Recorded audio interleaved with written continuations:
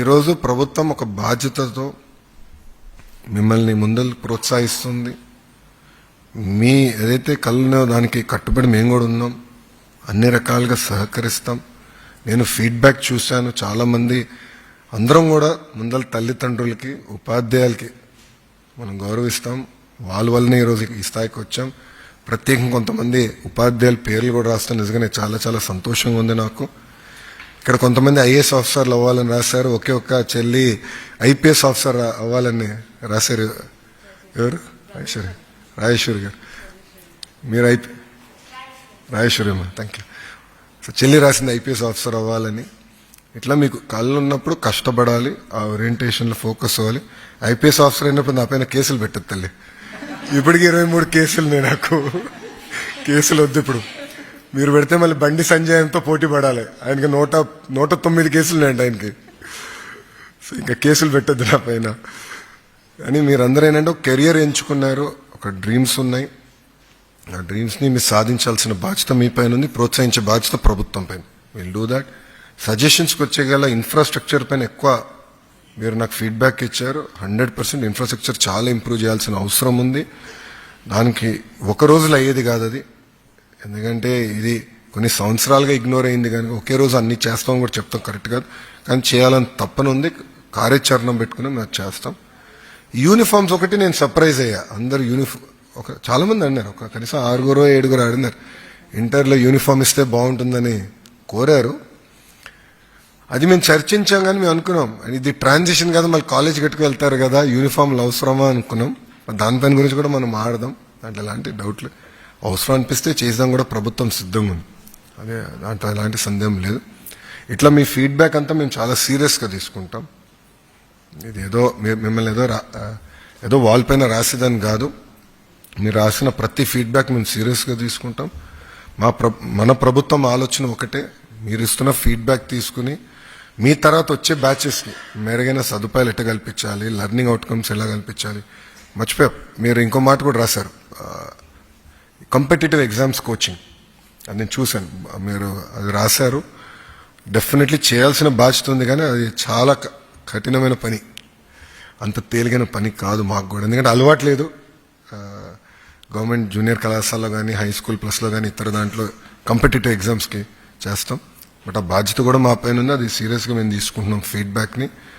మన ప్రభుత్వ లక్ష్యం ఒకటే, మన సమస్యలు ఏమున్నా మనం కూర్చుని మాట్లాడుకోవాలి, మీతో చర్చించాలి, తెలుసుకోవాలి, దాన్ని ఎట్లా పరిష్కరించాలనే బాధ్యత మా పైన ఉంది. సో గౌరవ ముఖ్యమంత్రి గారు ఈరోజు కూడా కేబినెట్ మీటింగ్లో మాకు అదే చెప్పారు. అన్నీ మీకు అనుకుంటే ప్రమాదం, నిరంతరం మీరు నేర్చుకోవాలి అని పదే పదే గౌరవ ముఖ్యమంత్రి గారు కూడా మాకు చెప్పారు.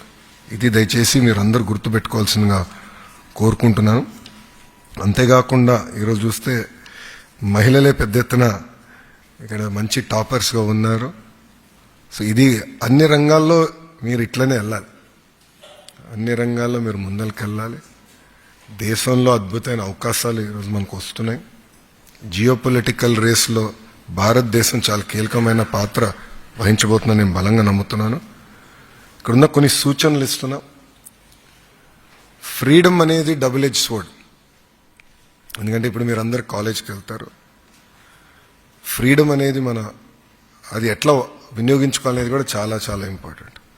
ఈ ట్రాన్సిషన్లో మీరు అందరూ చాలా జాగ్రత్తగా ఉండాలి. రెండోది, డ్రగ్స్కి దూరంగా ఉండాలి. మీరు చూస్తే డ్రగ్స్ వద్దు బ్రో అన్న క్యాంపెయిన్ తీసుకున్నాం. అది వచ్చే అకాడమిక్ ఇయర్ నుంచి, అంటే ఈ జూన్ నుంచి ఇంకా సీరియస్గా తీసుకుందాం అంటున్నాం. మీరు ఉడ్తా పంజాబ్ సినిమా చూసారు ఎవరన్నా? మీరందరూ చూడాలి, ఒక ఓటీటీ పైన ఉంది, చూడాలి. అంటే డ్రగ్స్ వల్ల ఎలా ఒక తరం నాశనం అవుతుందని, చాలా డేంజర్. సేమ్ థింగ్ గంజాయి విషయంలో కూడా ఏంటంటే ప్రభుత్వం చాలా సీరియస్గా ఉంది. గౌరవ హోంమంత్రి గారు అనిత గారి నాయకత్వంలో మేమందరం క్యాబినెట్ సబ్ కమిటీలో ఉన్నాం. మేడం గారు కూడా దానిపైన చాలా సీరియస్గా తీసుకుంటున్నారు. సో డ్రగ్స్ విషయంలో కూడా మీరు చాలా సీరియస్గా ఉండాలి. రెండోది, జీవితాంతం కుటుంబానికి అండగా ఉండాలి. చదువుకున్నాం, ఉద్యోగాలు వచ్చేసినాయి, ఆ పని ఒత్తిడిలో మనం ఆలోచిస్తాం, వెళ్ళిపోతాం. నేను కూడా ఏంటంటే పని ఒత్తిడిలో అమ్మతో మాట్లాడాలనే విషయం కూడా మిస్ అయిపోతాం.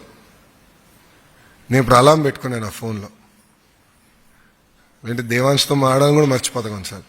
అలారం పెట్టుకుని నేను అది ఒక హ్యాబిట్గా చేసుకుంటున్నా. మనం ఈ రోజు ఈ స్థాయికి వచ్చామంటే వాళ్ళ వల్ల వచ్చాం. కుటుంబాన్ని మనం ఎప్పుడు మర్చిపోకూడదని మిమ్మల్ని అందరినీ కోరుతున్నాం. అదేవిధంగా ఒక రెస్పాన్సిబుల్ సిటిజన్గా ఉండాలి మనందరం. ఏదో తప్పు జరుగుతుంటే ఇది నాకెందుకులే అనే యాటిట్యూడ్ కరెక్ట్ కాదు. మనం అందరం ఫండమెంటల్ రైట్స్ గురించి మాట్లాడతాం, ఫండమెంటల్ డ్యూటీస్ గురించి ఎవరో మాట్లాడడం. మేము మంగళగిరిలో స్వచ్ఛ మంగళగిరి కార్యక్రమం చేపట్టాం. ఎందుకంటే బాబు గారు చాలా ప్రతిష్టాత్మకంగా తీసుకున్నారు చేయాలని. ఒక 30 days ప్రోగ్రాం పెడితే 1000 టన్నుల చెత్త బయటకు వచ్చిందండి. ఒక మంగళగిరి కార్పొరేషన్లో 1000 టన్నుల చెత్త బయటకు వచ్చింది. ఆ చెత్త అక్కడ వేసేది మనమే కదా. భారతదేశంలో మనం చెత్త రోడ్డు పైన వేస్తాం, మనమే అమెరికా యూరోప్కి వెళ్తే చెత్త ఎక్కడేయం. సో ఫండమెంటల్ డ్యూటీస్ కూడా చాలా చాలా ఇంపార్టెంట్. ఇది మీరు సీరియస్గా తీసుకోవాలని మిమ్మల్ని కోరుతున్నా. ఇంకో పక్కన కొంతమంది ఇక్కడ ఆంటర్ప్రినర్స్ అవ్వాలి, బిజినెస్ నేర్చుకోవాలి అని కోరారని కూడా మేడం గారు నాకు చెప్తాం జరిగింది లంచ్లో. మీరందరూ జాబ్ సీకర్సే కాదు, జాబ్ క్రియేటర్స్గా కూడా ఆలోచించాలి. ప్రభుత్వం చేయాల్సింది చేస్తుంది, కానీ మీరు కూడా ఆలోచించాలి. అనేక ఐడియాస్ మీలో ఉన్నాయి, అది హార్నెస్ చేసే కెపాసిటీ కూడా మీలో ఉంటుంది. ఇది దయచేసి గుర్తుపెట్టుకోవాలని మిమ్మల్ని అందరినీ కోరుతున్నాం. విద్య అనేది కేవలం మార్కుల గురించిగా. You are toppers, no second thoughts about it. Hats off to you, you have achieved. But మనం మిస్ అయ్యేది ఏంటంటే క్యారెక్టర్, విలువలు, వాల్యూస్. ఇది మనం మర్చిపోకూడదు. ఇది కానీ ఒక్కసారి పోతే ఇంకా మన జీవితాంతం ఎవరు నమ్మరు. ఇది గుర్తుపెట్టుకోవాలని మిమ్మల్ని అందరినీ కోరుకుంటూ, dream big but stay grounded. జీవితంలో మీరు అందరూ అద్భుతంగా సక్సెస్ సాధిస్తారు, నాకు ఎలాంటి డౌట్ లేదు. మీలో ఉన్న పట్టుదల నాకు అర్థమైంది. ఎంత పైకి ఎదిగినా అంత తగ్గి ఉండాలి.